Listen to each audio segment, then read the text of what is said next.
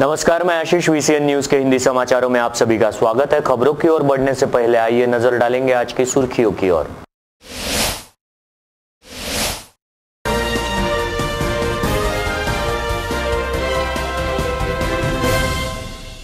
शिक्षा सभापति पर एट्रॉसिटी का मामला दर्ज। पहले दुराचार का मामला दर्ज हुआ गोपाल तीरमारे पर।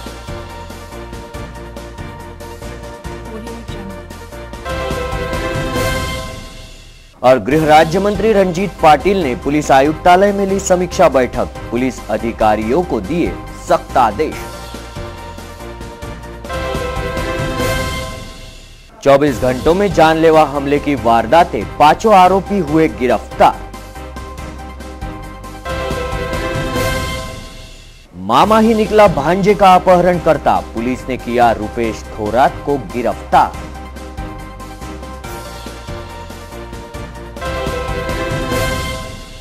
स्वतंत्र विदर्भ की मांग पर 11 दिसंबर को विदर्भ बंद। विदर्भ राज्य आंदोलन समिति का आंदोलन।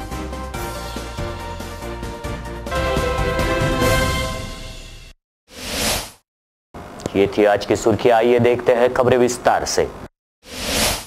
इसी के साथ बढ़ते हैं पहली खबर की ओर। काफी दिनों से मनसे एवं प्रहार के बीच विवाद जारी है। मनसे प्रमुख राज ठाकरे पर विधायक कडू ने आपत्तिजनक बोल कहे थे, जिसे लेकर विवाद उपजा। इसी विषय को लेकर मनसे जिला अध्यक्ष ने पत्रकार परिषद लेकर इसका खामियाजा भुगतने के लिए तैयार रहने की चेतावनी दी है। बीते सप्ताह भर से मनसे तथा प्रहार के बीच विवाद जारी है। मनसे प्रमुख राज ठाकरे पर विधायक बच्चू कडू ने आपत्तिजनक बोल कहे, जिसे लेकर ये विवाद उपजा, जिसके बाद मनसे शहराध्यक्ष संतोष बद्रे ने बच्चू कडू को फोन कर धमकाया।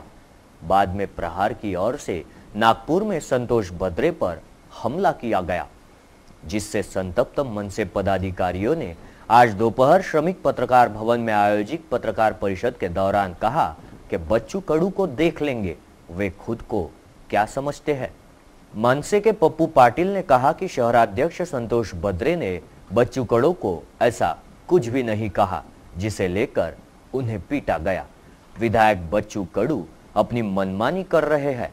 मनसे पदाधिकारी शांत बैठे हैं, इसका उन्होंने गलत फायदा उठाया, लेकिन अब हम चुप नहीं बैठने वाले। विधायक कडू ने जो किया है उसका खामियाजा उन्हें भुगतना ही पड़ेगा, ऐसा कहते हुए विधायक कडू ने गत सप्ताह मुंबई में दिव्यांगों की समस्याओं को लेकर ठाणे महानगर पालिका में आयोजित बैठक में मनसे प्रमुख राज ठाकरे पर टिप्पणी की कि जिसके बाद से दोनों पार्टियों में विद्रोह की ज्वाला फूटती दिखाई दे रही है। जिसके बाद प्रहारियों ने संतोष बद्रे पर नागपुर में हमला किया था। उनके अपहरण की भी कोशिश की गई, जिसकी शिकायत नागपुर के धंतोली थाने में दर्ज कराई गई। तब से ये मामला और उलझता जा रहा है। आए दिन आरोप और प्रत्यारोपों का दौर जारी है। अब आगे ये मामला और क्या रंग उठाता है, इसे लेकर सभी की निगाहें लगी है। प्रेस कॉन्फरन्स झाली महाराष्ट्र नवनिर्माण सेनेच्या वतीनं जे प्रकरण भोगाव ग्रामपंचायतचं जे प्रकरण आहे त्या प्रकरणात म्हणजे जे परप्रांतीय लोक भोगाव ग्रामपंचायतमध्ये येऊन बसले, ते उपोषणाला बसले आहे, त्याच्यात बच्चू कडू यांच्या इन्फ्लुएन्समुळे ते लोक तिथं थांबलेले आहे आणि त्यांचा तो विषय आहे। त्यामुळं त्यांना ती बच्चू कडू साथ जरी असले, ते महाराष्ट्रानं ते 15 दिवसात प्रशासनानं जर कारवाई केली नाही तर महाराष्ट्र नवनिर्माण सेना त्या आपल्या पद्धतीनं काम करेल। बच्चू कडू वगैरे वगैरे या लोकांना न विचारता म्हणजे जुगारता त्या भोगाव ग्रामपंचायतला न्याय मिळेल। संतोष बद्रेला आपण सपोर्ट करतात? नाही, संतोष बद्रे जे आहे ती जे प्रकरण होतं, बच्चू कडू ठाण्याला बोलले, ठाण्याचा विषयात बोलले, तिथं संजय निरुपम राजसाहेब यांचा विषय काढला, म्हणून त्या बातम्या जेव्हा इथं आल्या तेव्हा संतोष बद्रेंनी त्यांनी त्या बच्चू कडूंना विचारणा केली आणि विचारणा करून तुम्ही राजसाहेबाविषयी असे कसे बोलू शकता, कारण असं आहे की ज्या माणसानं ज्या पक्षात काम राजसाहेबाच्या हाताखाली काम केलं त्या पद्धतीने बोलतो आणि स्वतःची जी करणी आहे ही संजय निरुपम सारखी आहे, त्या माणसाने बोलू नये, अशा प्रकारचा तो विषय आहे. चांदूर बाजार नगर परिषद के शिक्षा समिति सभापति गोपाल तीरमारे पर पिछले दिनों फ्रेजरपुरा थाना क्षेत्र की एक महिला से दुराचार करने की शिकायत दर्ज कराई गई. अब इस मामले में एट्रोसिटी भी दर्ज कराई गई है. पिछले दिनों फ्रेजरपुरा थाना क्षेत्र की एक महिला ने चांदूर बाजार नगर परिषद के शिक्षक सभापति गोपाल तीरमारे के खिलाफ दुराचार की शिकायत दर्ज कराई. इस शिकायत के बाद कुछ समाज सेवी संगठनों की ओर से आरोपी गोपाल तीरमारे के खिलाफ एट्रोसिटी का भी गुन्हा दर्ज करने की मांग की गई. आज इस मामले में आरोपी के खिलाफ एट्रोसिटी का गुन्हा दर्ज किया गया. बताया जा रहा है कि घटना की शिकायत दर्ज होने के बाद से ही आरोपी गोपाल तीरमारे फरार है. उसके हिरासत के लिए फ्रेजरपुरा पुलिस की एक टीम चांदूर बाजार से खाली हाथ लौट आई. अब इस बात का अनुमान लगाया जा रहा है कि आरोपी गोपाल तीरमारे की ओर से जिला तथा सत्र न्यायालय में अंतरिम जमानत की याचिका दाखिल की जा सकती है. ऐसे में आरोपी गोपाल तीरमारे हाईकोर्ट की शरण ले सकता है, लेकिन अब उसके खिलाफ एट्रोसिटी का मामला दर्ज होने से आरोपी गोपाल तीरमारे को जमानत मिलती है या नहीं, इसकी ओर सभी की निगाहें लगी हुई है. सिटी कोतवाली के थानेदार पाटिल ने शुक्रवार को उनके थाना क्षेत्र के डेपो चौक से गुजरने वाले उन तमाम ऑटो चालकों पर कार्रवाई की जो बेखौफ यातायात नियमों का उल्लंघन कर ऑटो चला रहे थे. शहर में रिक्शाओं की बढ़ती संख्या, वाहतुक नियमों का उल्लंघन, ओवर सीट भरना, कहीं पर भी पार्किंग साइड पर खड़ी करना, मिरर का दुरुपयोग, बिना यूनिफॉर्म गाड़ी चलाना, तेजी से बढ़ रही आपराधिक प्रवृत्ति, इन सभी प्रमुख कारणों तथा अस्ताव्यस्त होती शहर की यातायात व्यवस्था को सुधारने के लिए आज सुबह बस डिपो के पास सिटी कोतवाली के थानेदार डीएम पाटिल, पीआई खोजरे तथा अन्यों ने बड़ी संख्या में ऑटो चालकों की जांच कर दोषियों का चालान बनाया तो कईयों को नियमों की समझाइश तक दी. इस कार्रवाई के दौरान license, auto permit, auto stand पर सही लाइन से खड़े रहना, ड्राइवर के साइड मिरर सही जगह पर होना, वाहन में ओवर सीट बैठाना, सड़क पर कभी भी सवारी उतारना या बिठाना, तेज रफ्तार से वाहन चलाना, ग्रामीणों के परमिट वाले ऑटो का शहरों में चलाना, इन सभी की जांच की गई तथा कईयों का चालान भराकर कार्रवाई भी की गई. शहर में महिलाओं की सुरक्षा तथा बढ़ती अन्य वारदातों को मद्देनजर रखते हुए गृह राज्य मंत्री रंजीत पाटिल ने स्थानीय पुलिस आयुक्तालय में पुलिस अधिकारियों के साथ समीक्षा बैठक ली. गौरतलब है कि राज्य की सांस्कृतिक नगरी कहलाने जाने वाली अंबा नगरी में होने वाले आपराधिक घटनाओं के साथ ही पिछले कुछ दिनों से युवती तथा महिलाओं की सुरक्षा को लेकर अमरावती की चर्चा इन दिनों जोरों पर है. बताया जा रहा है कि आगामी शीत सत्र के दौरान विरोधी पक्ष की ओर से शहर में बढ़ती वारदातों समेत महिला सुरक्षा का मुद्दा भी उठाए जाने के संदेह पर गृह राज्य मंत्री ने समीक्षा बैठक ली, जहां पुलिस आयुक्त ने बीते एक वर्ष के आपराधिक आंकड़े पेश किए. प्रश्न आहे एवढं काय आपण शेवटी असं आहे की हे स्वतंत्र त्यांचं आहे, पण क्राईमचंच काम आहे. त्यांचं जे त्यांना असं वाटतं जे बेस्ट पॉसिबल करू शकतो.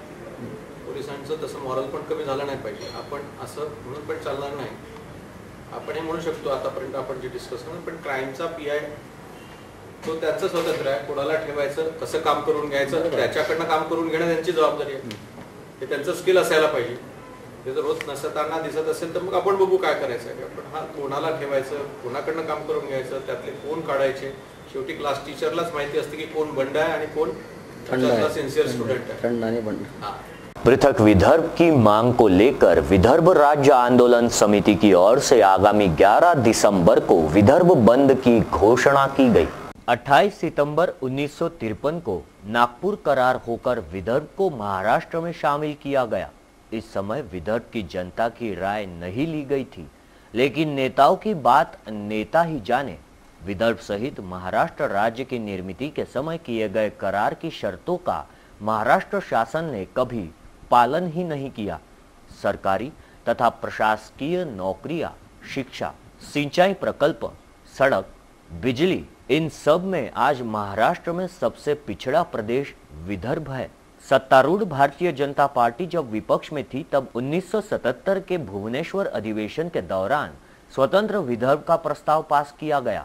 अटल जी ने 3 नए राज्य बनाए थे, लेकिन विदर्भ नहीं बन पाया। बाद में नितिन गडकरी, देवेंद्र फडणवीस तथा अन्य के विदर्भ की मांग का जोरदार समर्थन करते हुए किसानों की कर्ज मुक्ति, बिजली दरों में कटौती, उत्पादन खर्च सहित 50% मुनाफा वाले हमी भाव इत्यादि आश्वासन देकर मतों की मांग करते हुए सत्ता प्राप्त की एवं सब कुछ भूल गए। अब फिर से विदर्भ जाग गया है। सरकार के विदर्भ विरोधी, किसान विरोधी नीतियों का निषेध करने नागपुर में हो रहे अधिवेशन पर बहिष्कार करने एवं 11 दिसंबर को संपूर्ण विदर्भ बंद का आह्वान भी किया गया। कई राजकीय, सामाजिक, व्यापारिक संगठनों का इस विदर्भ को समर्थन है, जिसका पत्रकार परिषद के दौरान जगदीश बोंडे, रंजना मामल्डे, श्रीकांत तरार, अनिल गोंडाने, गणेश खारकर, विलास चोपड़े, नंदू खेरडे, रियाज अहमद खान तथा उज्ज्वला पांडे सहित अनेक कार्यकर्ता उपस्थित थे। स्थानीय सिद्धार्थ नगर निवासी आठवले के नाबालिग बेटे के अपहरण मामले में गाडगेनगर पुलिस ने अपहृत बालक के मामा को गिरफ्तार किया है। घर के सामने खेल रहे 6 वर्षीय तन्मय आठवले के अपहरण के मामले में अपहरणकर्ता कोई और नहीं बल्कि उसी के मां का सगा भाई यानी मामा रुपेश सहदेव थोरात निकला। गाडगेनगर पुलिस ने रुपेश थोरात को हिरासत में लेकर तन्मय को उसके पिता की कस्टडी में सौंपा है। बुधवार की शाम सिद्धार्थनगर महानगर पालिका गार्डन के पास तन्मय बच्चों के साथ खेल रहा था, तभी मोटरसाइकिल सवार 2 नकाबपोश लोगों ने उसे कबूतर दिखाने के बहाने अपहरण कर लिया, जिनके साथ एक महिला भी थी। गाडगेनगर पुलिस में दी गई रिपोर्ट के पश्चात पुलिस द्वारा अपहरणकर्ताओं के बारे में पूछताछ की गई तो महिला के वर्णन के बारे में पता चला, जिससे लता आठवले से पूछताछ के बाद पता चला कि पारिवारिक विवादों के कारण उसकी बहू अलग रह रही है। पुलिस को संदेह हुआ कि तन्मय को अपहरण करने में मां रेखा तथा उसके परिवार का हाथ है, इसलिए तत्काल चांदूर बाजार के वडाला जाकर मामा रुपेश थोरात को गिरफ्तार किया गया। इस मामले में 3 लोगों के खिलाफ मामला दर्ज किया गया है। ओबीसी सेवा संघ के अधिवेशन में कुल 6 विषयों पर निर्णय लिए जाएंगे। इस कार्यक्रम के दौरान अध्यक्ष स्थान पर ओबीसी सेवा संघ के संस्थापक अध्यक्ष प्रदीप ढोबळे उपस्थित रहेंगे। गौरतलब है कि राज्य सहित देश भर के ओबीसी समाज बंधुओं की समस्याओं तथा उनके हक के लिए ओबीसी सेवा संघ संवैधानिक तरीके से अपनी लड़ाई लड़ रहा है। बता दें कि वर्ष 2000 में ओबीसी सेवा संघ की स्थापना की गई थी। देश भर में 52% ओबीसी संवर्ग है। ज्या काही ओबीसीच्या मागण्या आहेत, जे काही आम्ही ठराव करणार आहोत, या ठिकाणी नागपूर अधिवेशनामध्ये संपूर्णपणे जे काही ओबीसीचे आमदार आहेत, या आमदारापर्यंत आम्ही आमच्या समस्या आम्ही पूर्णपणे मांडू आणि त्यांना ओबीसीच्या समस्येबद्दल आम्ही त्यांना जागृत करून देऊ आणि याचा सतत पाठपुरावा करू। या अधिवेशनामध्ये आम्ही हा संपूर्णपणे प्रयत्न करणार आहोत ओबीसी सेवा संघाच्या माध्यमातून। कार्यक्रम के अध्यक्ष प्रदीप ढोबळे, नागेश चौधरी, प्रशासनिक अधिकारी डॉक्टर सिद्धेश्वर बोंदर, स्वप्निल वानखडे, विपिन इटनकर, विनोद एरने, जावेद पाशा आदि उपस्थित रहेंगे। तो वहीं बहुप्रतीक्षित मराठी फिल्म चालू द्या तुमचं का पूरे महाराष्ट्र में एक साथ प्रदर्शन आने वाले 15 दिसंबर की रोज होने जा रहा है, जिसमें समूचे विदर्भ के कलाकारों का समावेश है। इस संदर्भ में प्रसिद्ध कलाकार विजय कदम द्वारा पत्रकार परिषद में इस फिल्म से जुड़ी जानकारी दी गई। उन्होंने बताया कि बेहतर स्वास्थ्य की आवश्यकता हर किसी को रहती है, लेकिन आम जनता की सरकारी तथा निजी अस्पतालों में किस तरह लूट होती है तथा स्वास्थ्य सेवा के नाम पर चल रहे गोरख धंधे की जानकारी भी उन्होंने इस दौरान दी। रसिक प्रेक्षकांसाठी आता हा चित्रपट 15 डिसेंबर पासून विदर्भामध्ये लागतोय। या चित्रपटात हॉस्पिटल, आता हॉस्पिटल म्हटले की प्रत्येकाच्या मनात एक कुठेतरी भीती असते, धाकधूक असते, आपला गेलेला माणूस बरा होईल की नाही अशी शंका असते। पण ह्याच्या बरोबर विसंगती म्हणजे आमच्या ह्या चित्रपटामध्ये गंमत अशी आहे की या हॉस्पिटलमध्ये काय काय गमती होऊ शकतात, काय काय विसंगती होऊ शकतात आणि वेगवेगळ्या पद्धतीचे सगळे कलावंत इथे येऊन त्या सगळ्या घडणाऱ्या घटनेवरती आम्ही तो जास्तीत जास्त हलका फुलका कसा होईल, लोकांना कितपत छान आवडेल आणि त्याच वेळेला दोन अतिशय चांगले सामाजिक आणि प्रबोधन करणारे आम्ही संदेश या चित्रपटात दिलेले आहेत. दिग्दर्शक राजेश जाधव के दिग्दर्शन में बनी इस फिल्म में अकोला के प्रवीण तायडे एवं स्वप्नील बोरकर ने भी अपनी भूमिका निभाई है. नमस्कार, मी विजय कदम. चालू दे तुमचं या विदर्भातल्या त्रिकूट असलेल्या तीन निर्मात्यांनी आम्हा सर्व कलावंत, आमचे दिग्दर्शक आणि तंत्रज्ञानावरती विश्वास ठेवला. 15 दिवसात हा चित्रपट पूर्ण करून त्याच्या बाकीच्या सगळ्या तांत्रिक बाबी पूर्ण करून चित्रपटाची गंमत आहे. या चित्रपटामध्ये ज्याला वाटतं की दवाखान्यामध्ये काय घडू शकतं, आणखीन त्याच्यामध्ये असंही घडू शकतं का, ती गंमत आहे. शहर में आपराधिक वारदातें थमने का नाम ही नहीं ले रही. पिछले 24 घंटों में शहर के 2 अलग अलग थाना क्षेत्रों से जानलेवा हमले की 2 वारदातें सामने आई. शहर में पिछले 24 घंटे में अलग अलग कारणों से जानलेवा हमले की 2 वारदातें सामने आई, जिसमें 2 युवक बुरी तरह घायल होकर उनका निजी अस्पताल में उपचार जारी है, तो वहीं दूसरी ओर 4 आरोपी अभी भी पुलिस गिरफ्त से दूर बताए गए हैं. जानकारी के अनुसार जानलेवा हमले की पहली घटना राजापेट थाना क्षेत्र के शिवशक्ति नगर में सामने आई, जिसमें 2 शराबी मित्रों द्वारा शराब पीने के दौरान हुए मामूली विवाद पर एक ने दूसरे पर चाकू तथा पत्थरों से हमला कर दिया. इस घटना में मनोज मानमोड़े नामक युवक को उसके दोस्त सुनील बंसोड़ ने अपने विवाद के दौरान चाकू से मनोज के पेट पर वार कर उसे रक्त रंजित कर दिया. सुनील ने वार करने के साथ ही मनोज को पत्थरों से भी कुचलने का प्रयास किया. इस मामले में मनोज के परिजनों ने उसे शहर के एक निजी अस्पताल में भर्ती कराया, जबकि आरोपी सुनील को राजापेट पुलिस ने हिरासत में लिया. अन्य एक घटना में फ्रिजरपुरा थाना क्षेत्र के महादेव खोरी निवासी रामेश्वर बोरीलाल ठाकरे, इनको मामूली विवाद पर क्षेत्र के ही कुछ युवकों ने मिलकर पिटाई करते हुए एक आरोपी ने रामेश्वर के पेट में चाकू घोंप दिया. इस संदर्भ में मिली जानकारी के अनुसार आरोपी प्रवीण काळे, महेश वरगट, गोलू ठाकुर, प्रणय सातनुरकर तथा संदीप रंगारी को दफा 307 के तहत नामजद किया गया. बताया गया है कि गौरव गवली नामक एक युवक का जन्मदिन मनाकर इस मामले से नामजद किए गए सभी आरोपी घटनास्थल से तेज रफ्तार दुपहिया चलाते हुए जा रहे थे, जिस पर रामेश्वर नामक युवक ने उन्हें टोका, जिससे गुस्साए इन युवकों से एक ने रामेश्वर के साथ मारपीट की और अपने अन्य साथियों को कहा कि आज रामेश्वर को खत्म ही कर डालते हैं, जिस पर इन आरोपियों से एक गोलू थापा ने अपने पास से चाकू निकालकर रामेश्वर के पेट में दे मारा. इस घटना के बाद परिसर में सनसनी मच गई. अज्ञात ने फोन कर घटना की जानकारी फ्रिजरपुरा पुलिस को दी. पुलिस ने संदीप रंगारी नामक युवक के साथ सभी आरोपियों को धर दबोचने में कामयाबी हासिल की. तो वहीं राज्य की उर्दू माध्यमिक स्कूलों के शिक्षकों की समस्याओं को लेकर शुक्रवार को उर्दू शिक्षक संगठन के जिला अध्यक्ष ने गृह राज्य मंत्री को एक ज्ञापन सौंपा. गौरतलब है कि अखिल महाराष्ट्र उर्दू शिक्षक संगठन की ओर से गृह राज्य मंत्री को सौंपे गए ज्ञापन में बताया गया कि राज्य के जिला परिषद, नगर पालिका तथा महानगर पालिका के अंतर्गत चलने वाली स्कूलों में बड़े पैमाने पर शिक्षकों के पद रिक्त है, जिससे विद्यार्थियों का नुकसान हो रहा है. साथ ही बताया जा रहा है कि डीएड उर्दू माध्यम में अध्यापक न रहने से भी विद्यार्थियों का नुकसान हो रहा है तथा बीएलओ एवं पीएलओ जैसे अशैक्षणिक कार्यों से शिक्षकों को मुक्त करने की मांग भी इस ज्ञापन द्वारा की गई. राज्य के गृह राज्य मंत्री रंजीत पाटिल शुक्रवार को अपने एक दिवसीय व्यस्त दौरे के दौरान स्थानीय दैनिक अमरावती मंडल भी पहुंचे, जहां उन्होंने पत्रकारों से अनौपचारिक वार्तालाप किया. गृह राज्य मंत्री रंजीत पाटिल शुक्रवार को स्थानीय खापरडे बगीचा स्थित दैनिक अमरावती मंडल कार्यालय पहुंचे, जहां पत्रकार संघ के अध्यक्ष अनिल अग्रवाल ने गृह राज्य मंत्री का शाल तथा श्रीफल देकर सम्मान किया. साथ ही यहां उन्होंने पत्रकारों से अनौपचारिक वार्तालाप करते हुए जिला मराठी पत्रकार संघ की यादें भी ताज़ा की. साथ ही मराठी पत्रकार भवन में ई लाइब्रेरी के प्रस्ताव पर संबंधित विभागों से चर्चा करने की बात भी कही.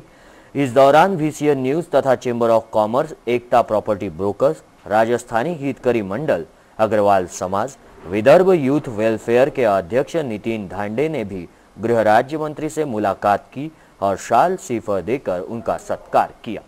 इसी के साथ देखते हैं कुछ विशेष जानकारी. अमरावती तेलुगु धोबी समाज सेवा मंडल की तरफ से अमरावती में धर्मदाय कॉटन फंड मंगल कार्यालय में 6 दिसंबर को सामूहिक विवाह समारोह का आयोजन संपन्न हुआ।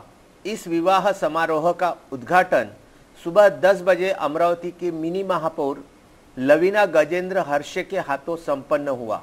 महाराष्ट्र के अलग अलग जगह से आए हुए करीब 7 जोड़ों ने इस सामूहिक विवाह समारोह में अपना सक्रिय सहभाग लिया था। यह विवाह समारोह तेलुगु धोबी समाज के अध्यक्ष सुरेश गार्ले, महिला समिति अध्यक्ष रेखाताई मोरल्लू इनके नेतृत्व में संपन्न हुआ। जिला परिवहन आयुक्त कार्यालय के सूचना के अनुसार अमरावती जिला रास्ता सुरक्षा समिति का पुनर्गठन करने के आदेश राज्य सरकार ने गुरुवार को जारी किए, जिसके अनुसार जिला रास्ता सुरक्षा के अध्यक्ष तथा जिला अधिकारी के बजाय अब सांसद रहेंगे। जिला रास्ता सुरक्षा समिति के अध्यक्ष पद पर पहले जिला अधिकारी सचिव पद पर प्रादेशिक परिवहन अधिकारी तथा पुलिस आयुक्त एवं पुलिस अधीक्षक तथा अन्य महत्वपूर्ण विभागों के अधिकारी सदस्य रहा करते थे। जिलाधिकारी अनेक समितियों के अध्यक्ष हैं।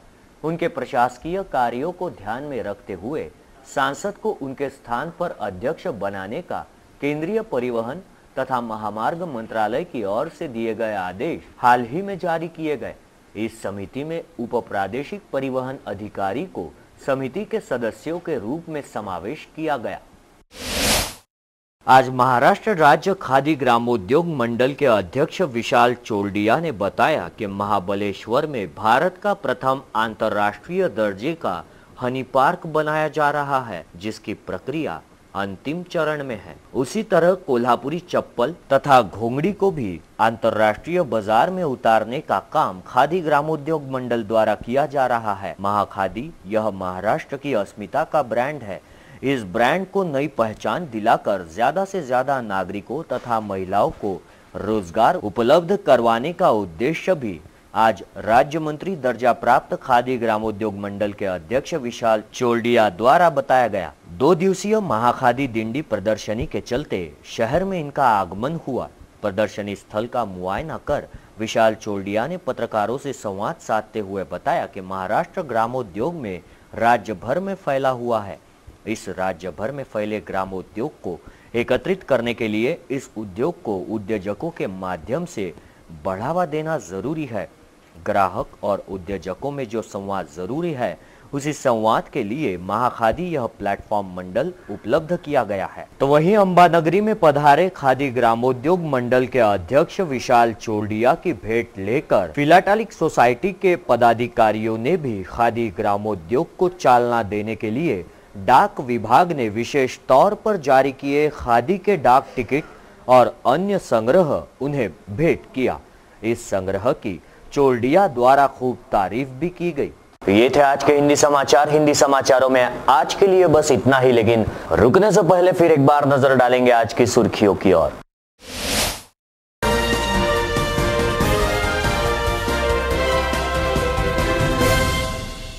शिक्षा सभापति पर एट्रोसिटी का मामला दर्ज। पहले दुराचार का मामला दर्ज हुआ गोपाल तीरमारे पर।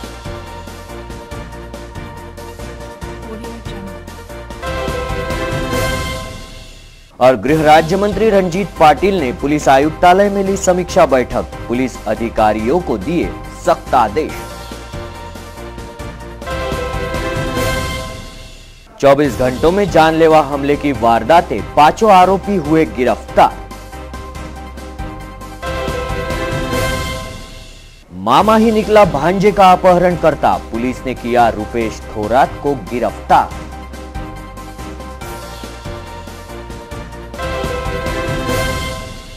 स्वतंत्र विदर्भ की मांग पर 11 दिसंबर को विदर्भ बंद। विदर्भ राज्य आंदोलन समिति का आंदोलन।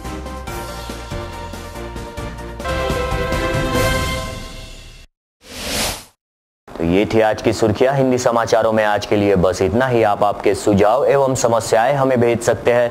हमारा पता है VCN न्यूज कार्यालय, पहली मंजिल, साउजी कॉम्प्लेक्स, सतीधाम मंदिर रोड, रैली प्लॉट, अमरावती। या फिर आप हमसे सीधा संपर्क कर सकते हैं स्क्रीन पर दिए गए इन नंबरों द्वारा। विदर्भ से जुड़ी तमाम जानकारी के लिए देखते रहिए VCN न्यूज। नमस्कार।